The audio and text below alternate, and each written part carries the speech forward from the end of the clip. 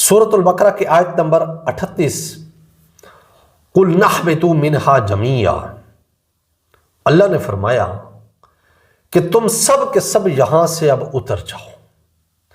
فَإِمَّ يَأْتِيَنَّكُمْ، پھر رہا وہ جو تمہارے پاس آ جائے میری طرف سے، منی میری طرف سے، ہدا ہدایت، فَمَن تَبِعَ، پھر جو اتباع کرے گا ہدا یا میری ہدایت کی، فَلَا خَوْفٌ، پس نہ ان پر کوئی خوف ہوگا، علیہم، نہ ان پر کوئی خوف ہوگا، وَلَا هُمْ يَحْزَنُونَ، اور نہ وہ غمزدہ ہوں گے۔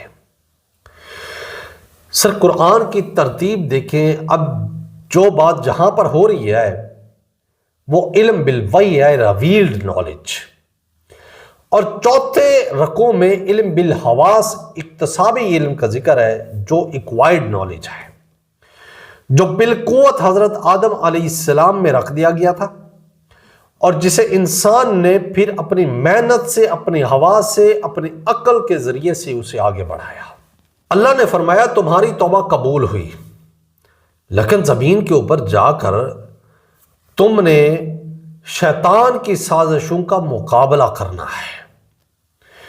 تمہارا زمین پر جانے کا یہ معنی نہیں ہے کہ تم جو چاہو گے کرو گے، بلکہ تمہیں احکام، ہدایت اور دستور حیات دیا جائے گا، جس کے مطابق تم نے انفرادی، اجتماعی، معاشرتی، سیاسی زندگی کا ہر گوشہ اور زاویہ اسی کے مطابق ڈھالنا ہوگا۔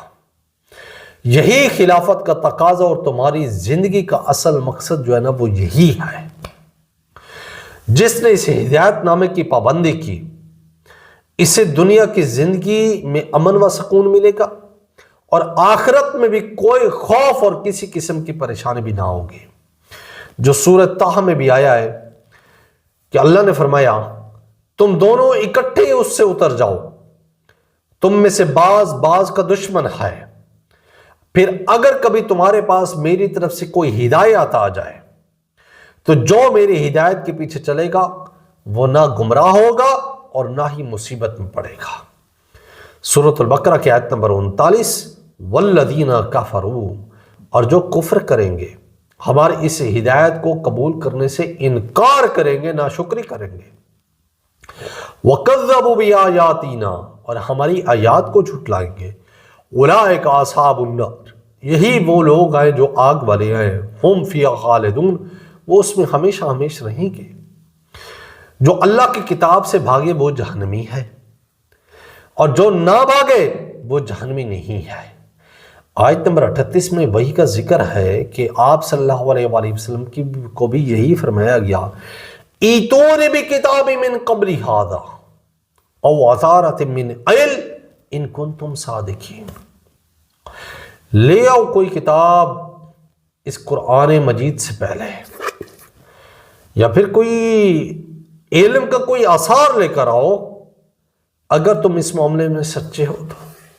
یہاں پر آخر میں ایک حدیث سنا دوں جو بخاری میں ہے کہ رسول اللہ صلی اللہ علیہ وآلہ وسلم نے فرمایا تمہاری یہ جو آگ ہے جہنم کی آگ کا 17واں حصہ ہے۔ کتنا؟ 17واں حصہ ہے۔ عرض کیا گیا اللہ کے رسول، یہی آگ جلانے کے لیے کافی تھی؟ یعنی کہ جہنم میں یہی آگ جلانے کے لیے کافی تھی انسان کو؟ آپ صلی اللہ علیہ وآلہ وسلم نے فرمایا اس آگ سے وہ 69 حصے زیادہ ہے، ان میں سے ہر حصے کی گرمی اس جیسی ہے۔ اللہم اجرنا من النار، اللہم اجرنا من النار، اللہم اجرنا من النار۔ یہ ان کو سوچنا چاہیے جو اپنی بہنوں کا حق کھا جاتے ہیں، جو زنا کرتے ہیں، جو حرام کھاتے ہیں، جو شراب پیتے ہیں، جو بچوں کے ساتھ زناکاری کرتے ہیں، جو دوسری عورتوں کی بیویوں کو دیکھتے ہیں، جو اپنی آنکھوں کا شرمگاہ کا خیال نہیں رکھتے ہیں، جو ماں باپ کا ادب نہیں کرتے ہیں، جو غیبت کرتے ہیں، چغلی کرتے ہیں، دوسرے کا مال ناحق کھانے کی کوشش کرتے ہیں۔ ڈرنا ان کو چاہیے کہ جو ایک آگ کا جو حصہ ہے وہ برداشت نہیں کرتے، ایک موم بتی بھی جلا دی جائے اور پھر اس کے اوپر ہاتھ ایسے ہی 1 منٹ کے لیے نہیں 30 سیکنڈ کے لیے رکھ دیا جائے، برداشت نہیں کر سکتے، وہ آگ کا 70 حصے والی آگ کیسے برداشت کریں گے جناب؟ یہ تو ایک بہت بڑا لمحہ فکری آئے ان کے لیے۔ جو میں نے حق بات کی، اللہ تعالیٰ ہمارے دلوں میں راسخ فرمائے اور ہمیں حق بات کرنے کی توفیق عطا فرمائے۔ صلوات بر محمد، اللہم صلی علی محمد وعلی آل محمد۔